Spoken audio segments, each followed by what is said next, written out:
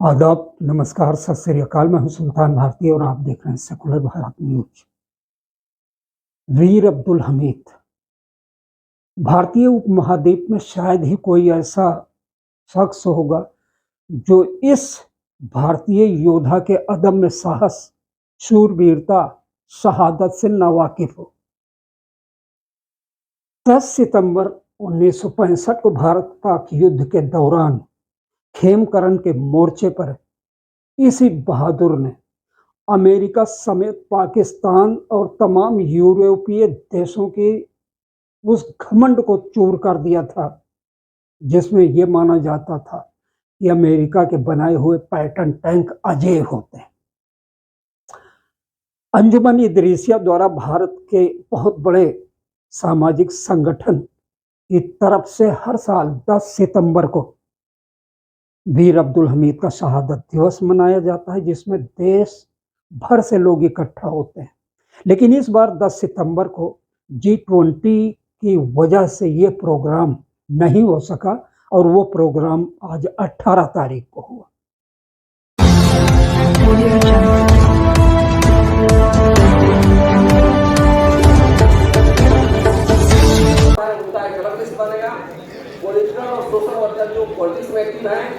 जैसा कि मंच पर आप देख रहे हैं 58 शहादत दिवस वीर अब्दुल हमीद के उपलक्ष्य में ये अंजुमन इदरीसिया द्वारा बुलाई गई मीटिंग है, जिसमें 99% इदरीसिया समाज के लोग यहाँ पर बड़ी तादाद में उपस्थित हैं। आप देख रहे हैं ऊपर दर्शक दीर्घा में बालकनी में भी लोग बैठे हैं। आदमी इतने हैं कि सबके बैठने के लिए समस्या है। मंच पर भी और आपको दिखाऊंगा कि मंच पर देखिए लगभग 50 लोग बैठे हैं। बहुत बड़ी मीटिंग है और एक अच्छी चीज़ है कि अंसारी समाज के बाद में कम से कम इदरीसिया समाज जागरूकता की लहर है। बहुत सब तालीम तालीम तालीम तालीम के सिवाय कोई रास्ता आपके पास नहीं है। आपका कोई उज्र नहीं चलेगा, आपकी कोई परेशानी नहीं चलेगी। अगर सम्मान के साथ जीना है, इज्जत के साथ जीना है, तो तालीम को अपना गुलाम बना लो। ये तालीम आपके दिलों के अंदर उतर जाए। मैंने 3 अल्फाज लिखे इस न्यू पर्सपेक्टिव, सक्सेस के पर्सपेक्टिव के लिए: तालीम, तंजीम और इत्तेहाद। इन 3 चीजों के साथ आप राब्ता रखें, इंशाअल्लाह कोई भी ताकत, कोई भी कोशिश, कोई भी साजिश, इदरीसी जिनके बारे में मुझे कल ही एक नई कहावत पता चली है कि सारी जात अर्जी फर्जी, सिर्फ एक जात दर्जी, तो इसके साथ सम्मान के साथ जिए, इसी को आगे बढ़ाइए। भीड़ इतनी बड़ी थी कि सभी लोगों को सीट मिलना नामुमकिन था।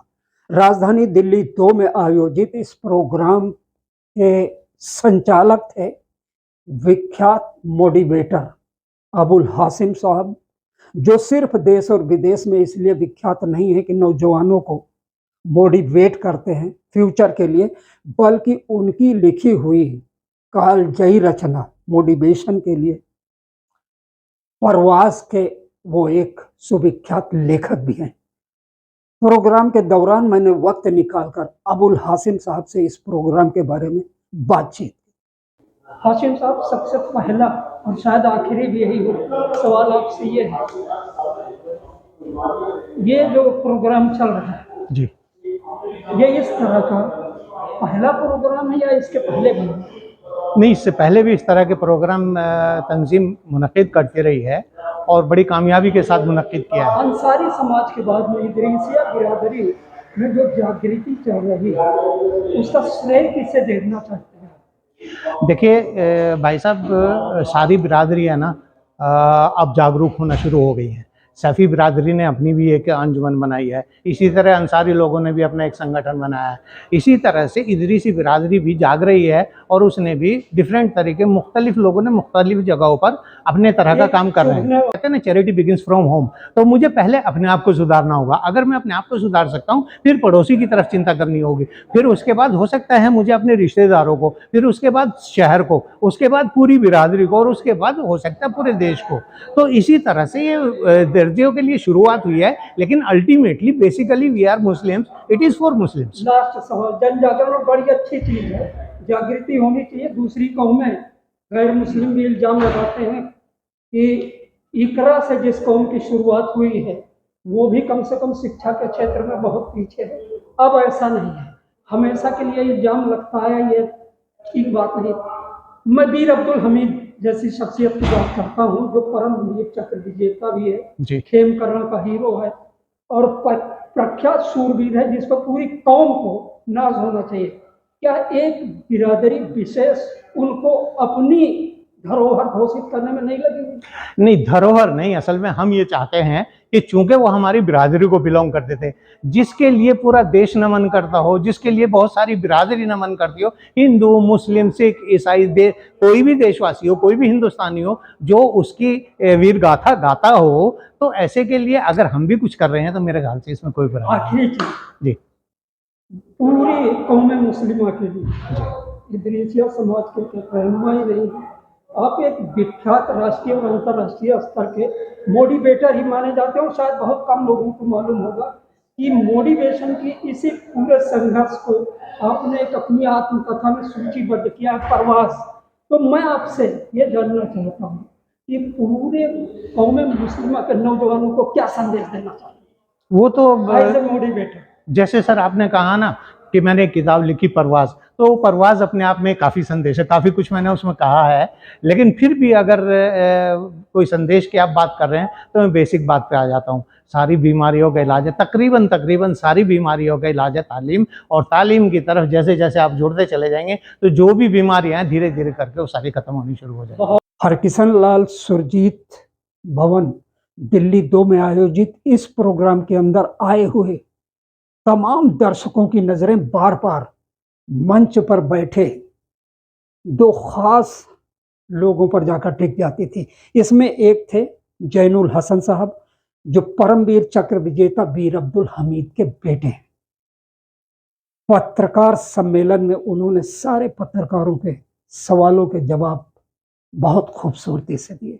एक रिपोर्ट, जिस कौम की शुरुआत इकरा जैसे शब्द से हुई, वो कौम पढ़ाई के मामले में आज इदरीसिया अंजुमन की तरफ से भी कई बार ये बात आई कि पढ़ो पढ़ो पढ़ो। इस दुर्दशा के लिए किसे जिम्मेदार ठहराना चाहिए? देखिए, जो आपने कहा है बिल्कुल सही है, क्योंकि हमारी इदरीसिया बिरादरी आर्थिक तौर पर भी कमज़ोर है, और कुछ हमारे गार्जियंस जो बच्चों को पढ़ाने के बजाय उनसे काम लेना शुरू कर देते हैं, और जो लोग जागरूक हैं वो कोशिश कर रहे हैं, और निरंतर हमारे इदरीसिया बिरादरी कोई न कोई प्रोग्राम करा करके अपने कौम को आगे बढ़ा रही है और पढ़ाई के लिए लोगों को प्रेरित कर रही है। देश को फख्र है, हर मुसलमान को फख्र है, इदरीसिया बिरादरी को तो विशेष फख्र है।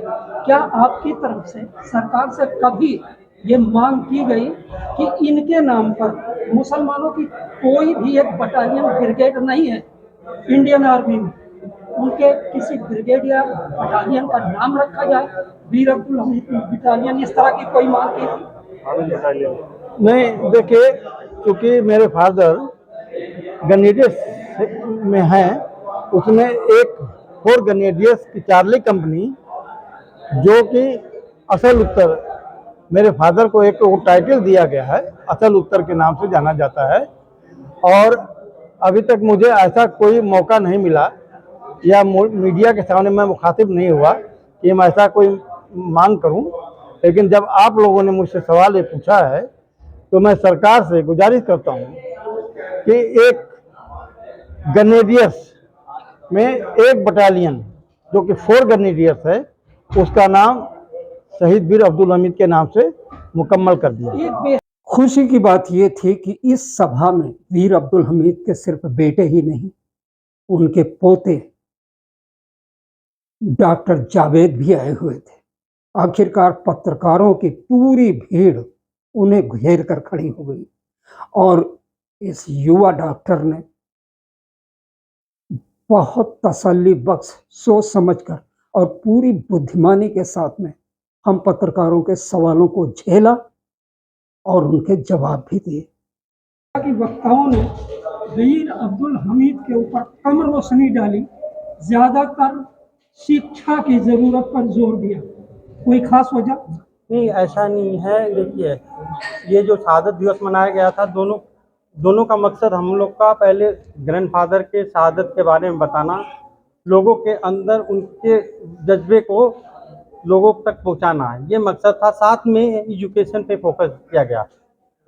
मैं ज्यादा वक्त नहीं लूंगा, 2 सवाल और हैं मेरे। हाँ जी। मैं एक चीज तो ये जानना चाहता हूँ कि आज़ादी के फौरन बाद 1948 में पहले कबीलाई हमले के पाकिस्तान की तरफ से जो हुआ था, एक और मुस्लिम योद्धा जो पसमानदा समाज का आता है, ब्रिगेडियर उस्मान साहब। हाँ जी, गाजीपुर से थे जी, उत्तर प्रदेश के वो भी थे। जी जी। वो शहीद हुए। उसके 16 साल के बाद में ये 1965 का परमवीर चक्र विजेता, जिनकी वजह से कौम तो सुरखरू हुई ही, भारत सरकार भी गौरवान्वित हुई, हर वर्ग के हीरो बने।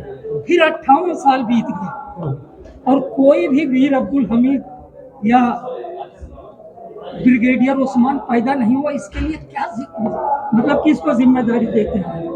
देखिए, ये फोर्स का हमारा काम है और उस समय जब लड़ाइयाँ ज़्यादा होती थी, आप देख लीजिए 1962 का चाइना युद्ध, 1965 का भारत पाक युद्ध, 1971 में फिर भारत पाक युद्ध, ये ज़्यादा से ज़्यादा उस समय युद्ध हुआ करते थे और ऐसे बहादुर योद्धा पैदा होते थे। अब लड़ाइयाँ पहले से कम हो गई हैं और उस तरह से लड़ाई नहीं हुई है जिस तरह से भारत पाकिस्तान का लड़ाई हुआ था, चाइना के साथ भी और भारत का लड़ाई पाकिस्तान के साथ। मैं एक सवाल ये भी पूछूंगा, अभी आपने कहा युद्ध नहीं हुए, युद्ध तो उसके बाद भी हुए हैं कबीलाई, लेकिन मैं एक चीज जानना चाहूंगा कि एक आरोप लगता आया है कि आर्मी में मुस्लिम बहुत कम है, हकीकत क्या है? देखिए, ये पॉलिटिक्स का ये विषय है, हम पॉलिटिक्स में नहीं जाना चाहते हैं। इसमें क्या हो रहा है, कैसे सिलेक्शन होता है, ये तो हमारे डिफेंस मिनिस्टर बताएं और जो हमारे आर्मी के जो सिलेक्शन कमेटी है वो इसके बारे में आपको अच्छे से बता सकती है। आखिरी सवाल, मुस्लिम युवकों को तालीमी जो ये मूवमेंट शुरू हुआ है वीर अब्दुल हमीद की मतलब क़यादत में, या ये कहिए उनके नाम की क़यादत में, अपनी कौम के मुसलमान नवयुवकों को क्या संदेश देना चाहिए? देखिए, मैं सबसे पहले भारत के नवयुवकों को भारत के प्रति प्रेम, भारत के लोगों के प्रति प्रेम के ये बताना चाहता हूँ कि सारे भारत के लोग एक हैं, चाहे हिंदू मुस्लिम सिख ईसाई कोई भी हो, और सबको धर्म से को छोड़ के देश के बारे में सोचना चाहिए, देश की तरक्की के बारे में सोचना चाहिए, देश की रक्षा के बारे में सोचना चाहिए। और आखिरकार इस प्रोग्राम के बारे में रोशनी डाली विख्यात पत्रकार, समाज सेवी और अंजुमन इदरीसिया के मीडिया प्रभारी पत्रकार कमर अहमद ने। और इस शहादत दिवस को मनाने का काम अंजुमन इदरीसिया लगभग 52 सालों से लगातार हर प्रदेश में देश के अलग अलग इलाकों में करती रही है और इस कॉन्फ्रेंस के माध्यम से असल में उस शहादत को याद करना है जो देश के लिए असल में एक